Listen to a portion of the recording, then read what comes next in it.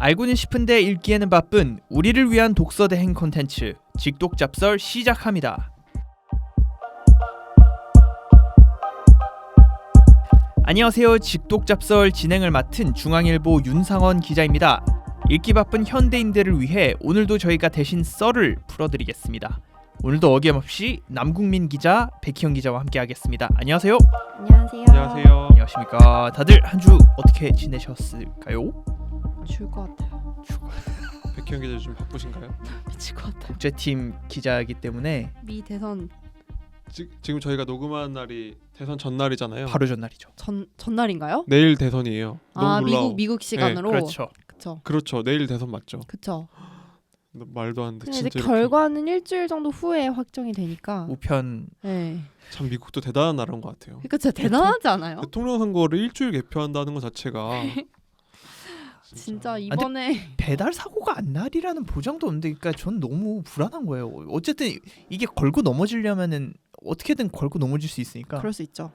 아니 우리가 저번 녹화 때도 이 얘기를 했잖아요. 맞아요. 아니 무슨 미국은 대선 결과도 결과인데 과연 잘 치러질지가 지금 모두의 맞아요. 관심사라는 게 너무.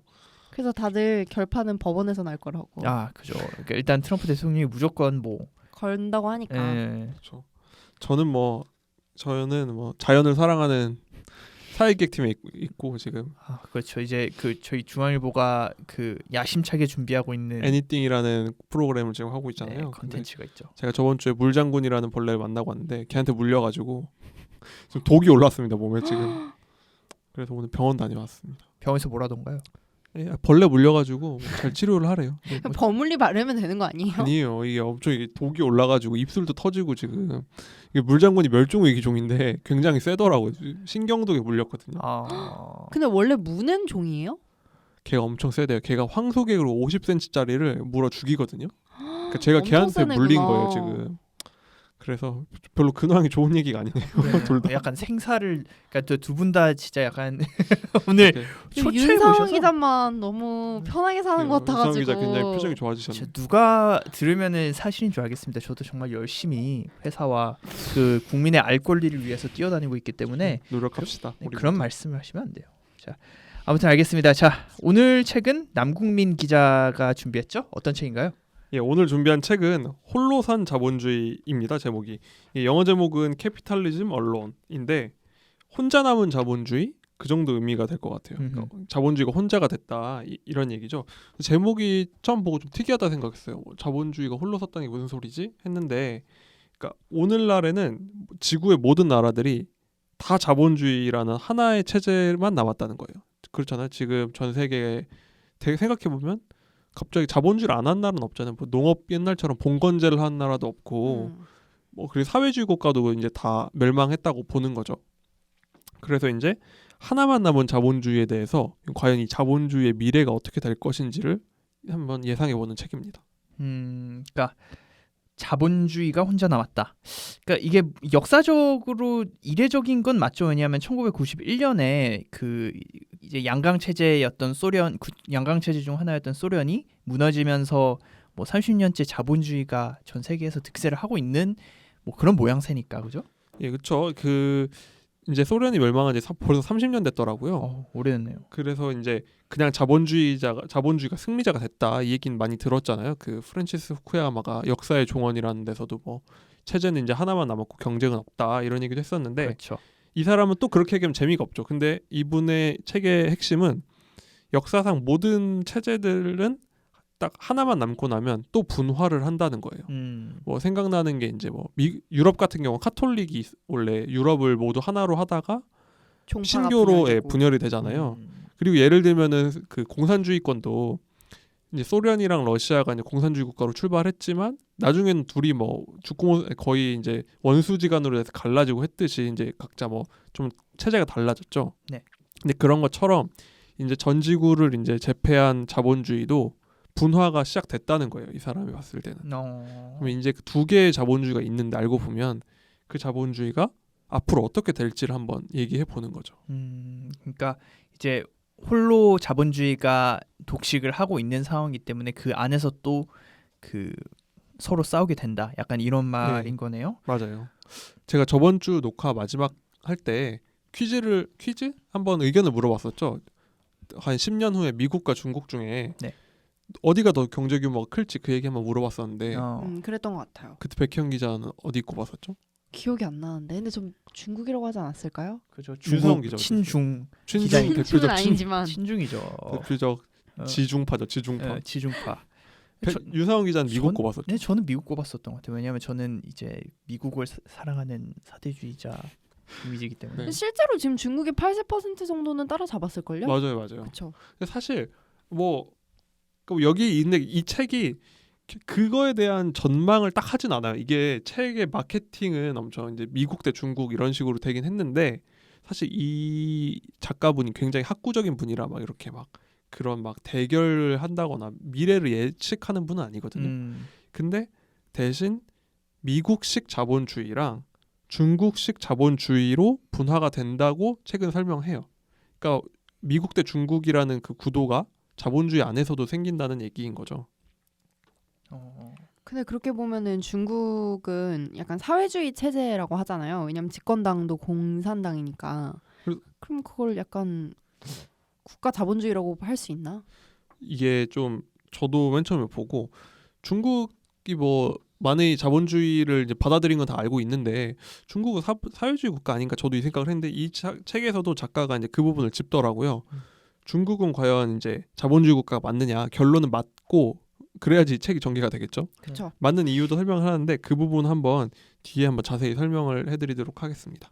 알겠습니다. 그러니까 보통 이제 우리 학자들이 항상 얘기하는 핫한 논문 주제가 그거지 않습니까? 다음 패권, 다음 헤게모니를 어느 국가가 잡을지. 지금 그 중국이 떠오르는 해고, 미국이 이제 그 지는 해 뭐 이렇게 표현을 하기도 하고요. 그래서 누가 패권을 잡을지 관심이 다 많은데 어쨌든 이 책을 보면은 대충 실마리가 나올 것 같습니다.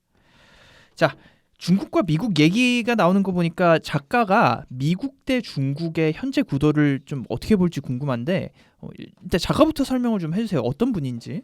이분이 성함이 브랑코 밀라노비치라는 분인데요.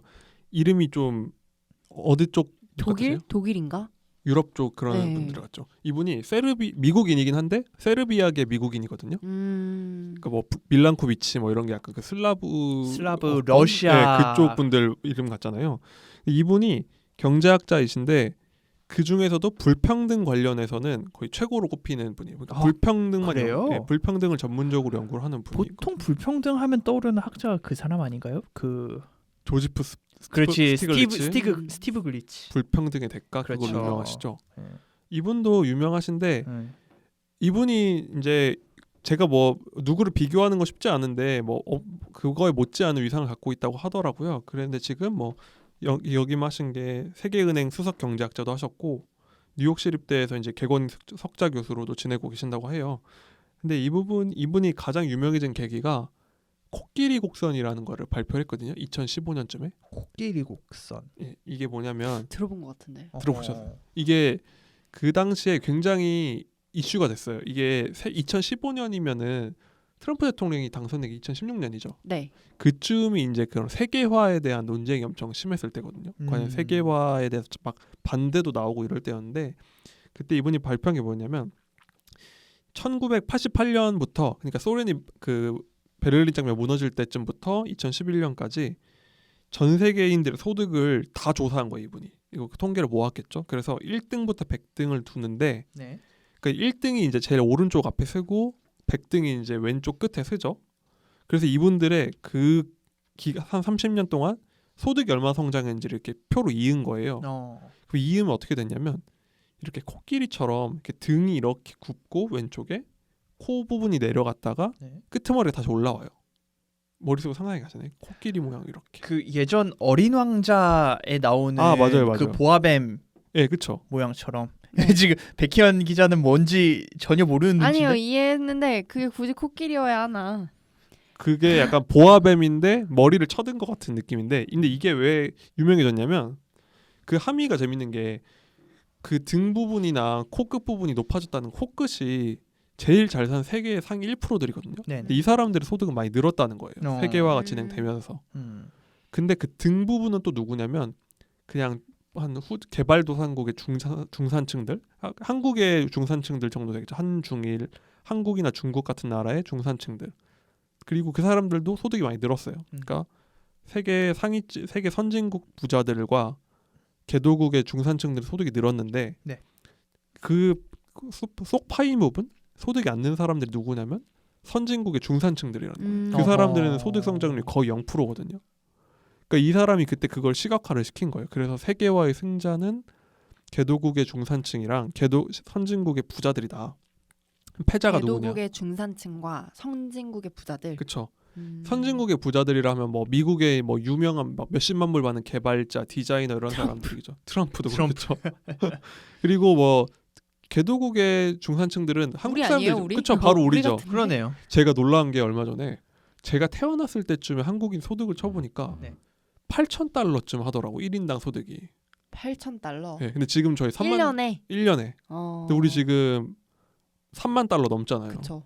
그러니까 제가 그렇게 인생을 아주 오래 살지 않았는데 한 세대 안에 소득이 4배 넘게 늘어난 거예요. 비약적으로 맞아요. 성장을 엄청 성장한 거죠. 그래서 저희 어렸을 때만 생각해 보면 진짜 지금이랑 너무 다르잖아요. 그렇죠. 그런 삶의 질이 되게 좋아졌다고 보이죠. 제가 이 생각을 한 게 제가 얼마 전에 오마카세 집을 가가지고 이렇게 아이고, 맛있는 비싼 거 거 먹었네. 그러게요. 맛있는 걸 먹고 있는데 부르주아처럼 살고 계시네. 아니 엄청 비싸죠. 그게 한 3-4만 원짜리였는데 너무 그 퀄리티가 좋은 거예요. 물론 맞아요. 그 식당이 좋은 걸 수도 있는데 딱 생각난 게 요즘에 좋은 오마카세 집이 너무 맞아. 많아졌어. 그것도 3만 원대인데. 맞아요. 3만 원대 오마카세 집이 있다고요? 네, 근데 많아요. 엄청 점심에는 그 정도에 맞아요. 해요. 근데 그거 보면 느낀 게 3만 원대 정도인데 너무 퀄리티가 좋은 음식을 먹을 수 있다는 것 자체가 네. 한국의 맞아. 수준이 굉장히 높아졌다는 거잖아요. 어. 그러니까 바로 한국과 중국의 그런 중산층들이 바로 세계화의 승자라는 거예요. 오히려 일본 나가면 없다 오마카세. 맞아요. 엄청 비싸죠. 아 한국. 그래요? 네. 요즘 한국 오마카세가 은근히 괜찮은 데가 많아요. 그게 한국화된 걸 수도 있겠네요. 그러니까 왜냐하면 이제 비싸게 주고 먹지 않으려는 습성이 저희는 그쵸, 뭐 있으니까 그럴 한국 수도 직장인들은. 근데 퀄리티가 굉장히 좋아진 건 예전에 일본 많이 갔었던 게 생각해보면 일본에 뭐 스시 유명하고 이래서 많이 갔었는데 요즘은 사실 굳이 우리가 일본까지 더 갈 맛있어요. 필요가 없어요. 예, 가격도 괜찮고 맞아요. 우리가 더 맛있는 그렇다고 거. 하더라고요. 일본도 생각해보면 그 선진국에 들어있었을 거 아니에요. 그 당시에도 측정할 때도 이미 그쵸. 일본은 그렇죠. 그러니까 예를 들면 일본의 중산층은 중산층을 생각해 보면 다들 그렇게 잘 살지 않지. 그거 재밌었어요. 얼마 전에 봤는데 그 한국의 기영이 나오는 검정 고무신이랑 네. 일본에도 그 비슷한 그런 막 그 애들 나오는 애니메이션이 있는데 그때 당시에 비슷한 시기에 만들어진 건데 일본 애니메이션은 그때 옷차림이나 지금 옷차림 비슷하다는 거예요. 어허. 근데 우리는 기영이 때에서 지금이 된 거잖아요. 그렇죠. 그쵸. 그거 자체가 이제 일본은 거의 발전을 못했다. 근데 그게 사실은 일본이 뭐 잘못한 것도 많지만 그런 이제 세계화의 수혜를 못 그런 받았다. 못 받았다. 일본 음. 중산층들은. 아무튼 그 코끼리 곡선 하나에 그걸 담아내서 네. 세계화의 패자가 누군지를 정확히 짚어준 거예요. 그리고 그 다음 해에 트럼프가 당선됐잖아요. 그쵸. 그러네요. 물론 이 사람 때문에 당선된 건 아니지만 굉장히 중요한 트렌드 하나를 읽은 전문가라는 말인 거죠. 그러면은 보면 미국에서도 사실 트럼프 지지하는 사람들이 딱 그 선진국 중산층이라고 할 수 있는 백인 노동자들이잖아요. 그러니까 그 사람들이 결국에는 세계화 피해자라는 거네요. 그렇죠. 이 사람이 딱 1년 앞서가지고 낸 발표지만 굉장히 그 인사이트 있는 걸 보여준 거죠. 그리고 사실 이 사람이 발표를 할 때 때까지만 해도 저희 어렸을 때만 해도 세계화는 엄청 좋은 거였잖아요. 물론 우리는 수혜를 받은다니까 그렇지만 글로벌라이제이션. 미국에서도 막 계속 뭐 WTO 이런 걸 맞아요. 주도하고 세계화는 곧 좋은 거였는데 이 사람이 연구를 내고 그 비슷한 연구들이 나오면서 그러니까 뭔가 바닥에는 불만이 계속 있었는데 그걸 이해를 못했던 거야. 아니 세계화하면 중국산 제품 싸게 쓰고 너네들도 좋잖아 이랬는데 연구가 나오기 시작하면서 세계화 반대 논리가 이제 정립이 된 거예요. 근데 거기에 이제 기여를 하신 거죠. 이분이 그러니까 불평등 연구긴 한데 지구적인 불평등을 연구하는 전문가라고 볼 수 있죠. 근데 이 책도 비슷하게 거기서 좀 발전된 연구인 것 같아요. 그러니까 거기서 승자가 된 그 코끼리 등에 있는 국가들이 거의 대부분이 이제 중국이거든요, 사실. 중국의 그 체제는 지금 어떻게 발전을 하고 있고, 그럼 코끼리 머리 부분에 있던 이제 선진국들은 어디로 가나 한번 보자는 얘기예요, 이 책. 알겠습니다. 이분 노벨상은 안 받으셨죠? 노벨상은 아마 아직 못 받으신 것 같아요. 언젠가는 받을 만한 분이죠. 이분 굉장히 유명하더라고요. 그렇군요. 그리고 요즘 트렌드랑도 맞잖아요. 그렇죠. 불평등, 뭐 분배 이런 게 트렌드이기도 하니까요. 자, 그러면 이분이 미국과 중국에 대해서 어떻게 보고 계신지 좀 본격적으로 들어가 보겠습니다. 좀 자세히 설명해 주시죠. 예, 작가가 꼽은 첫 번째 자본주의 유형은 미국식 자본주의인데요. 그러니까 편의상 이제부터 미국식 자본주의라고 하려고 하는데 네. 정확하게는 성과주의적 자본주의라고 해요. 성과주의적 자본주의. 근데 뭐 자본주의는 당연히 우리가 많이 쓰는 단어인데 성과적이라는 거는 좀 낯서네요. 저도 이 용어는 이 책에서 좀 처음 봤는데 원어를 찾아보니까 리버럴 캐피탈리즘이라고 돼 있더라고요. 이게 저자는 세 가지로 지금 자본주의를 구분하거든요.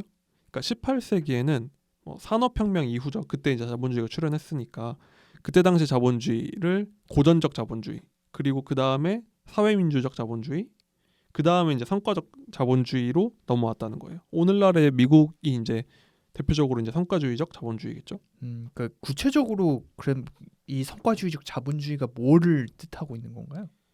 일단 그 세 가지를 좀 설명을 드리는 게 좋을 것 같은데 고전적 자본주의는 그 소설 그 올리버 트위스트 읽으셨어요? 읽었죠. 근데 잘 기억은 안 나요. 근데 뭔가 그 올리버 트위스트 하면은 가난한 친구. 찰스 디킨스 뭐 이런 맞아요. 거 소설. 저는 안 읽어서 설명을 좀 해주셔야 아, 될 네. 것 같아요. 가난한. 그러니까 이게 음. 영국이 원래 산업혁명을 만들었잖아요. 네.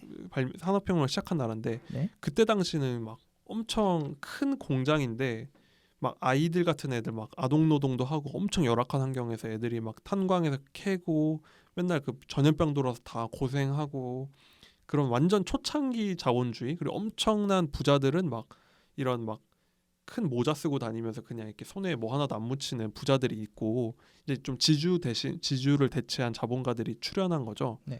그러니까 이제 첫 고전적 자본주의는 그런 좀 산업혁명 초기의 자본주의, 뭔가 이제 자본가가 마음대로 할 수 있고 규제도 적고 네. 이제 노동자들은 굉장히 핍박받는 네.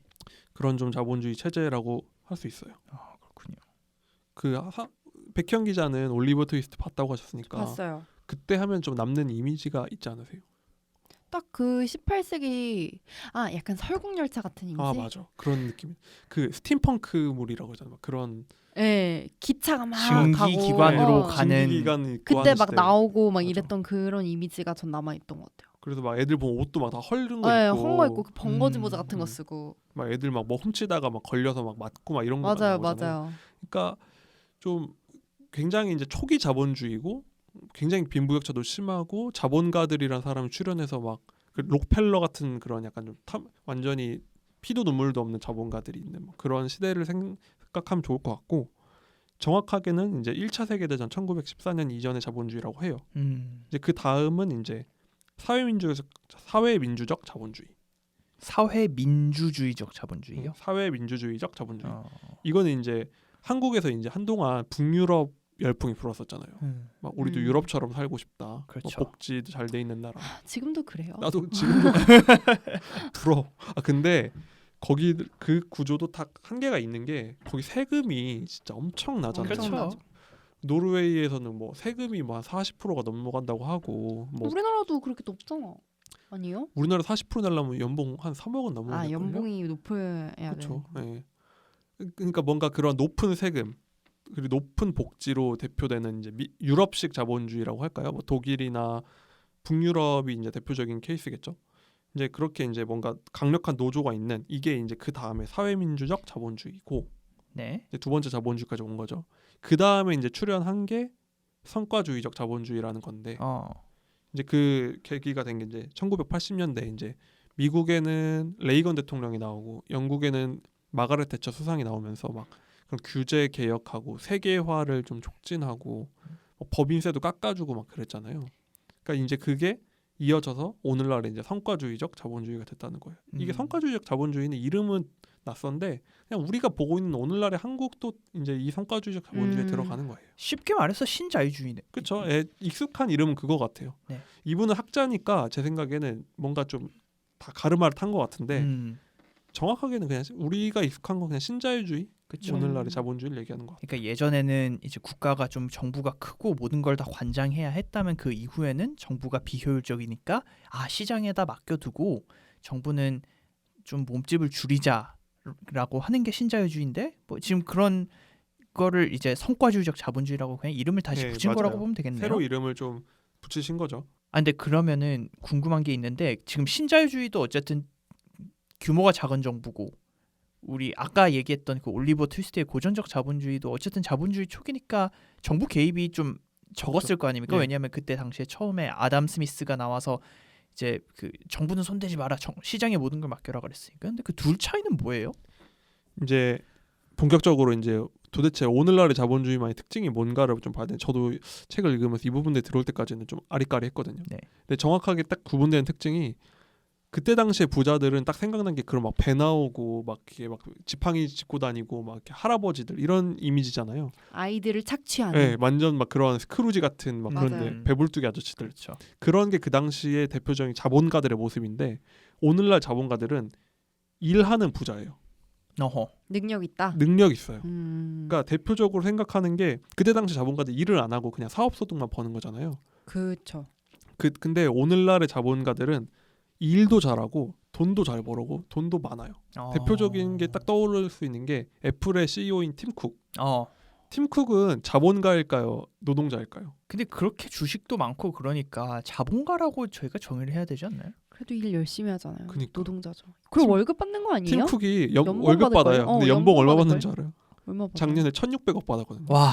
그러니까 1,600억이면 보통 한국에 있는 괜찮은 기업 하나의 연 뭐 수익 정도 될 거 아니에요. 그렇죠. 중소기업 수익 네, 정도 중소기업 되겠죠. 수익 하나죠. 그러면 과연 이 팀쿡이라는 사람을 노동자로 물론 이제 법적으로는 CEO니까 아니겠지만 근데 팀쿡 같은 사람이 많다는 거예요 요즘은. 보면은 뭐 팀쿡은 좀 극단적인 사례인데 네. 보면은 뭐 파트너 변호사들 보면은 연봉 수십억 받잖아요. 그렇죠. 그리고 대학병원에 계시는 뭐 의사분들이나 뭐 스타급 개발자들 막 스탁옵션 몇십억씩 받잖아요. 그러면은 그분들은 과연 자본가냐 노동자냐? 요즘의 특징은 그런 능력 있는 자본가들이 일도 열심히 한다는 거예요. 그래서 노동자와 자본가의 구분이 어려워졌다. 그래서 성과주의적이라고 하는 게 그냥 앉아서 돈 번다는 게 아니에요. 성과를 그러니까 이걸 아마 번역하시는 분이 엄청 고민을 했을 것 같은데 핵심은 성과주의로 이분들이 그냥 날로 먹는 자본가가 아니라는 거죠. 초월 번역을 한 거네요. 그렇죠. 네, 제가 봤을 때는 초월 번역이 좀 더 학문적이지만 성공적이었던 것 같아요.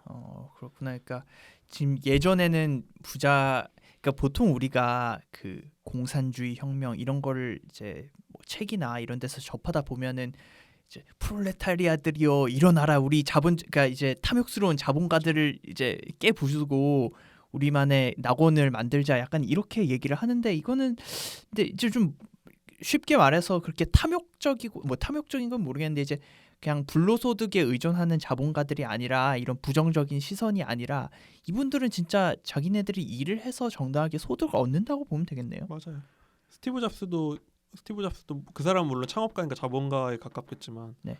이민자의 아들이었잖아요. 근데 막 엄청난 거부가 됐고 미국 실제로 보면은 미국 부자들 중에는 대부분이 또 자수성가를 했으니까 그런 이제 막 그런 공산주의 혁명 시대에 그런 자본가들이랑 달라져 버린 거죠. 그래서 성과주의적 자본주의에서는 부자들을 예전처럼 제재하기가 어려워요. 이게 그러니까 옛날에는 자본소득만 그러면은 그런 부자들이 너무 돈을 많이 벌면 자본소득만 막 규제하면 되는데 네. 지금은 이 사람들이 아까 말씀드렸잖아요. 팀쿡 연봉이 1,600억이라고. 근데 우리나라도 유명한 CEO분들 막 몇십억씩 받으시잖아요. 그렇죠. 그러면은 소득세를 막 올리냐? 근데 그러면은 옛날처럼 정당하지가 지지를 못 받는 거예요. 옛날에는 미국에서도 소득세율이 옛날에 1960년대 미국에서도 네. 최고 세율이 92%였거든요. 그래요? 거의 정도면 이제 소득 상한제죠. 그렇죠. 그랬는데 그때 당시에는 그게 됐는데 요즘은 43.7%거든요. 이게 뭐 여러 가지 이유가 있지만 과연 이 저자가 물어봐요. 과연 지금도 이때만큼 소득세를 높일 수 있을까? 그런 얘기 할 거야. 야 그러면 팀쿡도 머리 좋고 얼마나 능력 있는 사람이고 열심히 하는데 예, 의사들 얼마나 저 명의들이고 하는데 그 사람 돈 버는 게 무슨 잘못이냐. 사실 요즘은 그렇게 막 불로소득이라고 하는 거 그거를 사람들이 비판하는 거지. 연봉왕, 뭐 CEO 연봉왕이라고 누가 손가락질하는 사람 한 명도 없잖아요, 거의. 근데 제가 미국에서 처음으로 이 성과적 자본주의, 성과주의 자본주의를 느낀 게 제가 미국 대학교 교환학생은 아니고 친구가 교환학생으로 가 있어서 거기서 그냥 한 달 산 적이 있었어요. 근데 기숙사가 우리나라였으면은 네. 다 똑같잖아요. 그렇죠. 그러니까 다 똑같은 기숙사에 살잖아요, 우리는. 근데 미국은 그 대학교는 보스턴 유니버시티였는데, 어우 명문대네요. 네. 근데 기숙사가 돈별로 다른 거예요. 아 진짜요? 네. 호텔 같이? 네. 그러니까 와. 진짜 돈을 많이 내면 호텔 같은 기숙사에 살 수 있고, 그러니까 막 기숙사 급이 다 나뉘는 거예요. 한 10단계 정도로. 그러면 10단계 들어간 친구들은 참 그러니까 뭐 제일 안 좋으면은 막 룸메이트도 막 6명이서 그니까. 살아야 되고 막 이런 거고, 와. 막 진짜 좋은 데서 살면은 막 방 진짜 넓은 거에 막 아파트먼트 같은 거 주고 막 이런 걸로 차등을 두는 거예요. 그럼 대학서도 그걸로 수익을 내려는 목적. 그쵸. 근데 만약에 우리나라에서 그런다고 생각을 해봐요. 그럼 난리가 날 거 아니에요. 와. 뭐 귀족 뭐 어쩌고 저쩌고 그러니까. 차별이네 이러면서. 그죠. 근데 그래서 제가 느낀 거는 미국 사람들은 돈을 가지고 있고, 그러니까 내가 부자고 그걸 뭐라고 해 숨기려고 하지 않는다? 그런 생각이 들었고, 와 여기는 진짜 자본주의 사회구나. 여긴 진짜 능력에 따라서 자기네가 누릴 수 있는 게 진짜 다르구나를 진짜 제가 너무 많이 느낀 거죠. 미국은 이 책에 이제 이 책에서도 교육을 굉장히 중요하게 언급하는데 이제 대학마다 다 다르겠지만 기여 입학 비율이 4분의 1? 그쵸, 높죠. 거의 그 정도가 그러니까 뭐 10%에서 4분의 1 이 정도라고 하는데 그럼 최소한 2-30% 가까이 하는 거잖아요. 20%대인 거잖아요. 한국에서는 죽어도 안 되잖아요. 맞아요. 지금 대학들 저는 이제 교육 출입을 하고 있다 보니까 대학들 만나면 다 돈 없다 그러고 실제로도 좀 요즘은 많이 돈 왜냐면 10년 어렵죠. 넘게 사람들이 동결이 없으니까. 됐기 때문에. 네. 근데도 절대 안 돼요. 기여 입학은 자기들도 기대도 안 한다고 한국에서는. 근데 그때 한번 이런 얘기 나왔었단 말이에요. 그때 왜 박근혜 최순실 정권. 최순실 딸이 들어갔었을 때 우리 학교에 네. 뭐 이렇게 학교를 갑자기 학교가 바뀌었는데 아무튼 그때 이럴 거면, 그러니까 뒷배로 들어올 거면 기여 입학을 그냥 허용하는 게 나을 수도 있겠다라는 말이 되게 많이 돌았어요. 저는 예전에 박근혜 정권 때 산불 정책 폐지로 한창 논란이 됐었던 게 제 학생 시절이었는데도 기억이 나거든요. 그러니까 산불 맞아. 정책이 본고사 이제 부활하고 기여 입학제 허용하고 뭐 그런 것들이었잖아요. 맞아요. 그게 그래도 절대 안 될 것 같은 게 한 10억 내면 솔직히 받아줘. 그 뭐지? 이명박 아니야. 대통령 때도 해보려고 했었는데 이명박 대통령 때도 못한 걸 보면 맞아요. 그게 진짜 우리나라는 그 불평등하다고 생각하는 거죠. 한국의 그 어리잖아요. 뭔가 그 교육만은 우리만 그 그렇죠. 과거 정신, 평등해야 한다. 과거 정신. 그리고 아니 우리가 지금 저기 교복 자율화도 맞아. 그 복장에 따라서 이제 그 뭐라 그래야 되지? 차별 그러니까 소득 빈부 차이가 난다. 난다고. 빈부 차이가 나기 때문에 하지 나겠죠. 않을까? 자율화 나겠죠. 시켜놓으면. 그러니까 그런 뭐 기숙사 돈 따라 기숙사를 달리한다. 이러면 우리나라는 큰일 있을 수가 나죠. 없는 큰일 거죠. 나죠. 응. 근데 진짜 좋은 기숙사 갔는데 너무 좋은 거야. 얼마나 좋게 만들어놨겠어. 근데 제 친구가 사는 기숙사 너무 구린 거예요. 그래도 한 중간 정도 기숙사였거든요. 아 그래요. 근데 거기랑 차이가 너무 많이 나는 거죠. 좋은 기숙사는 어떻게 들어가 보셨어요? 거기에 친구의 친구가 살았던 거죠. 근데 생각나는 게 저희 학교에도 기숙사가 있었는데 그 기숙사가 그런 급을 나는 건 당연히 아닌데 응. 그 의도치 않게 기숙사 자꾸 짓다 보니까 새로 지은 게 더 좋아서 아, 그렇죠. 근데 맞아요. 그게 대학교 그 신문사 이런 데 있으면 굉장히 맞아요. 약간 감시의 대상이에요. 막 이게 맞아. 과연 불평등이 아닌가. 외국인 기숙사에 너무 좋게 한다. 그럼 왜 외국인과 이걸 차별을 맞아요, 두느냐. 맞아요. 그게 굉장히 예민하더라고요. 근데 외국인들은 돈을 더 많이 내잖아, 아닌가? 아, 많이 내죠. 미국에서 많이 오는 많이. 친구들은 더 많이 네. 내고. 그래서 근데 어찌됐든 이제 결과적으로 성과 미국이랑은 다르죠. 중국은 진짜 평등한데 돈을 똑같이 넣고 다 거지 같아. 모두가 열악하면 아무도 열악하지 않을 거예요. 그러니까요. 이제 기울 저기 중국 검사 저기 뭐지 공안이 거래되나? 잡으러 오는 거 아니야? 중국 대사관에서 저희 근데 외국인 기숙사는 좋고 그 사람들은 다 거지 같아. 저 말레이시아 교환학생 갔었잖아요. 난 거꾸로 외국인 기숙사에 에어컨이 없는 거예요. 아 그래요? 너무하지 않나? 이거 무슨 너무한다. 무슨 자본주의인지 모르. 근데 말레이시아는 국가주의적 자본주의래요. 아 그래요? 그래서 그런가 봐. 외국인은 그래서 안 해줬나 봐. 아 그렇군요. 이 얘기도 뒤에서 한번 국가주의 얘기할 때 많이 해볼. 네. 한번 돌아가 보셔서. 자 알겠습니다. 그러면 저기 또 다른 특징이 있나요? 네, 이제 첫 번째 특징이 일하는 능력 있는 부자들이잖아요. 그렇죠. 이제 두 번째가 이건 좀 의외였는데 결혼 문화예요. 결혼이요? 좀 뜬금이 없죠. 네. 예전에 혹시 또 영화 얘기가 생각나는데 그 이제 자본주의 외국 얘기를 하다 보니까 그 작은 아씨들 영화 보셨나요? 봤죠. 너무 작은 아씨들? 네. 이번에 나온 거 아니에요? 맞아요. 엠마 너무 왓슨 좋아하는데 나오고. 나. 소설도 많이들 보시잖아요. 소설은 너무 많이 좋아요, 봤죠. 너무 좋아요. 그러니까 작은 아씨들에서 보면은 음. 막 그 딸들이 어르신데 막 좋은 데로 결혼하려 이제 시집 맞아요. 보내려는 것도 막 나오고 그 팔자 필려 그러고 막 거기 부자 할머니가 맞아요. 막 연결해주고. 예, 연결해주고 이러잖아요. 오만과 편견에서도 예, 그러잖아요. 뭐 우리가 익숙한 그런 영미 문학의 이제 그때쯤을 그리면 다 그쵸. 결혼을 좋은 데로 가고 가면 어. 이제 다 앉아가지고 맨날 차 마시고 맞아요. 뭐 그림 그리고 이런 거 하잖아요. 편한 생활이야. 그렇죠. 딱 이제 그게 목표잖아요. 그때 그쵸. 작은 아씨들이 그리는. 근데 이것도 요즘은 달라졌다는 거예요. 문제가 뭐냐면 요즘은 동질혼을 한다는 거예요. 동질혼. 이게 동질혼. 같을 동에 이제 뭐 성질할 때 그 질자인데 네. 동질혼이 뭐냐면 쉽게 말해서 비슷한 사람끼리 결혼을 한다는 건데 뭐 그렇게 얘기할 수 있잖아요. 뭐 인류가 유사일에 그럼 비슷한 사람끼리 결혼하지 할 수 있잖아요. 근데 작은 아씨들 얘기를 굳이 한 게 네. 그게 이제 그게 대표하는 시대가 이제 고전적 자본주의인데 그때만 해도 뭐 예를 들면 귀족 뭐 잘 사는 집안 딸이 잘 사는 집에 결혼을 해도 그렇게 하는 순간 이 여자는 일을 안 해요. 그냥 집에서 이제 그냥 주부가 되는 거죠. 그쵸. 근데 요즘은 잘 살고 능력 있는 남자와 잘 살고 능력 있는 여자가 만나면 둘 다 계속 일을 해요. 그쵸. 요즘은 그러잖아요. 그쵸.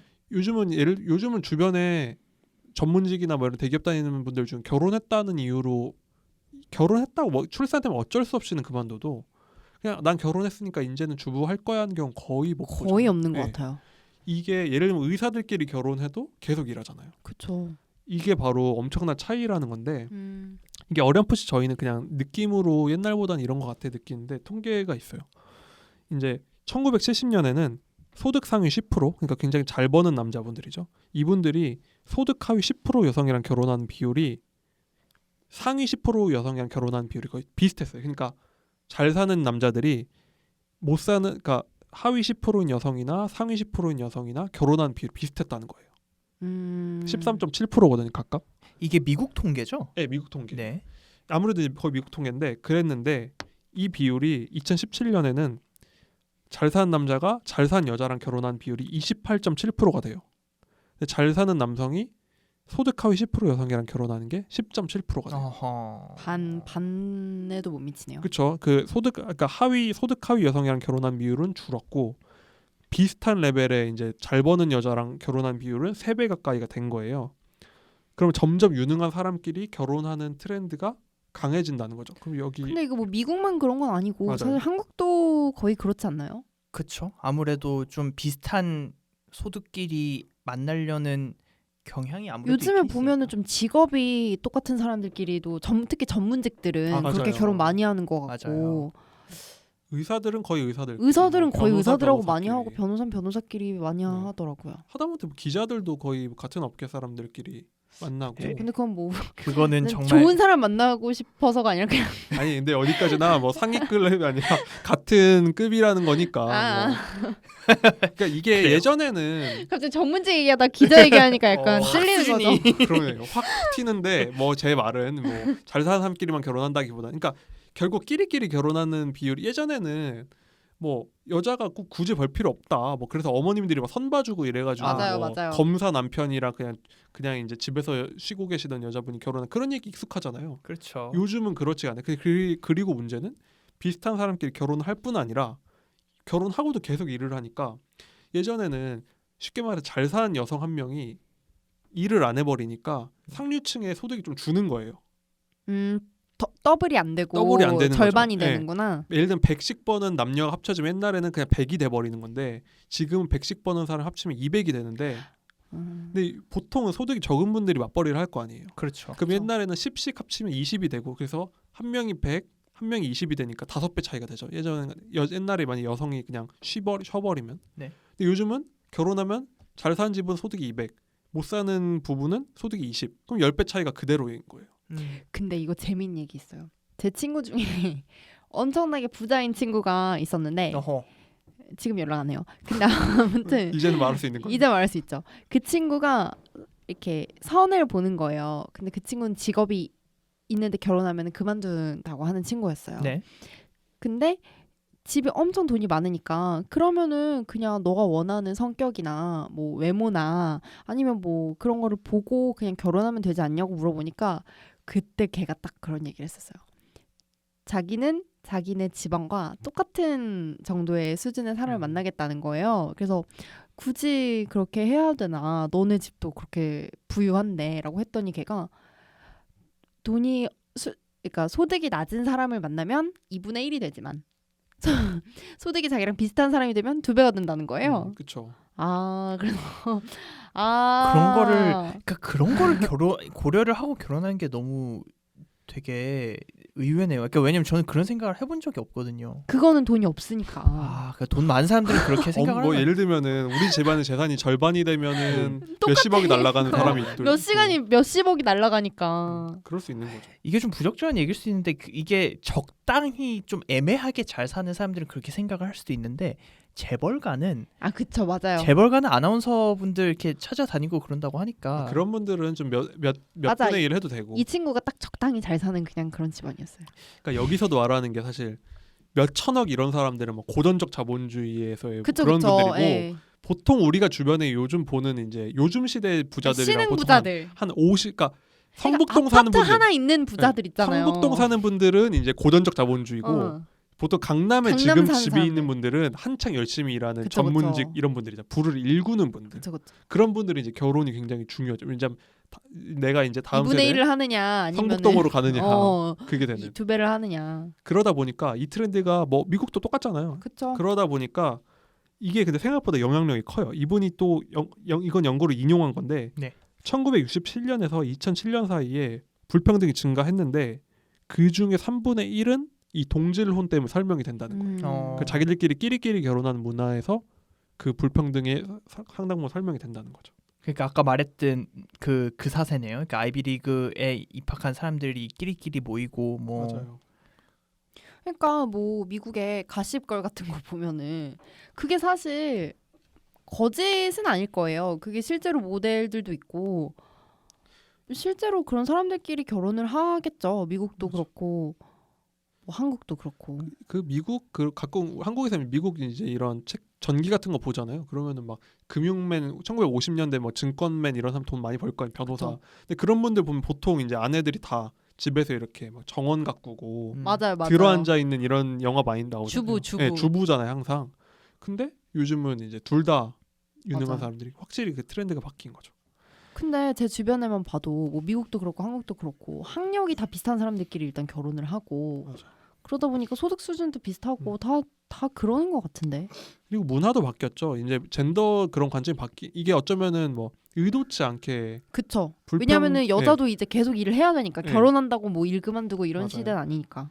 그래서 작가는 성과주의적 자본주의가 지금 이렇게 흘러오고 있는데 이 체제의 가장 큰 문제를 그래 불평등이라고 하거든요. 근데 이게 문제가 뭐냐면 예전의 불평등은 사람들이 다 그거에 분개를 하는 거예요. 저거 이제 자본가들이 너무 그냥 앉아가 돈 번다, 뭐 자본을 어떻게 통제하자 되는데 예전처럼 그냥 세금을 막 많이 물리거나 복지를 강화하는 걸로는 이게 갭이 메워지지 않는 거예요. 예를 들면은 진짜 뭐 부모님 둘 다 잘 벌고 둘 다 전문직이 똑똑하고 집안도 다 돈이 많고 그래서 진짜 교육도 잘 시키잖아요.